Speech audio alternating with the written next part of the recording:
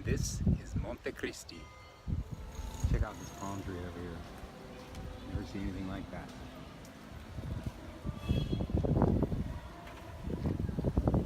Crazy. Had a really interesting experience in Hama. Actually, it was about 10 minutes north of Hama in a place called Playa Don Juan. It was beautiful up there. My favorite tree is now a papaya tree. They're so cool. The palm trees, they look like coconut trees, but different leaves and papayas, and really neat. You know that tree that you see at Disney World? They call it the Tree of Life. That exists here. There are lots of them. So I'm on the bus on the way back. Every day after work, Jefe would take the trabajadores back to a place called Cabarones, which is a town in the mountains outside of Playa Don Juan.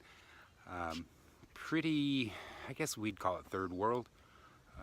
People washing clothes in streams, drinking moonshine. I went to a party one night and I was invited to. It was great. They had awesome music, they had balloons, all the guys were handing around moonshine and sharing it, sharing cigarettes. I mean, I didn't partake in any of that, but it was just cool. Nobody spoke a word of English where I was, and it's hard to understand them. Like I said before, the pronunciation's different, the dialect's a little different. It forces you to really buckle down and pay attention so you can try to figure out what people are saying, which is really good for my Spanish. So my comprehension, my reading is good, and my speaking I think is pretty good, but my listening comprehension is off. I need to keep working on that.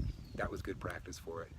It was good practice for living in the moment, because when you're in a place where you can't talk to anybody, you don't know what they want you to do, they're getting mad at you because you're not doing it right, but you don't even know what to do or how to ask them.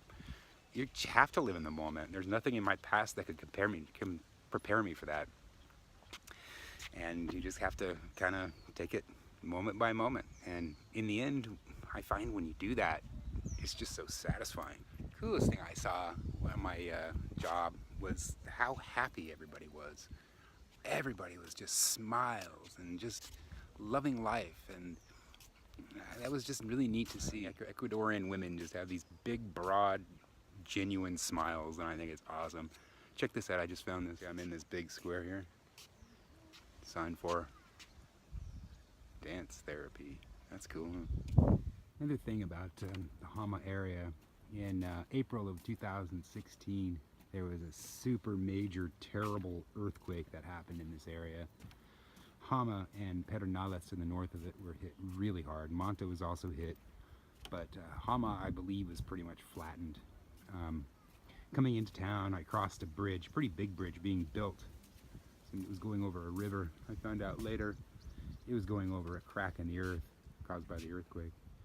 I saw tents with Japanese writing on it, I believe. I saw United Nations tents set up as temporary shelters. I saw USAID tents and tarps. It said, "A gift from the American people," from the earthquake. Where I was staying, right on the beach there's a temporary community for the residents of Hama. They live on the beach now while their homes are being rebuilt. Very temporary. There was a little store where I would go in and buy a few things once in a while, and just a little hole in the wall in a cage. I had to leave the farm. I had a problem with a tooth. Before I left the States, I had a cracked tooth that I'd been babying for about 5 years. So after my wisdom teeth were taken out, the doctor in Colorado cracked my tooth. So I knew I'd have to deal with it at some point, and one night I was eating pork and bit too hard into a piece of pork bone. Ow! Split it right down to the root.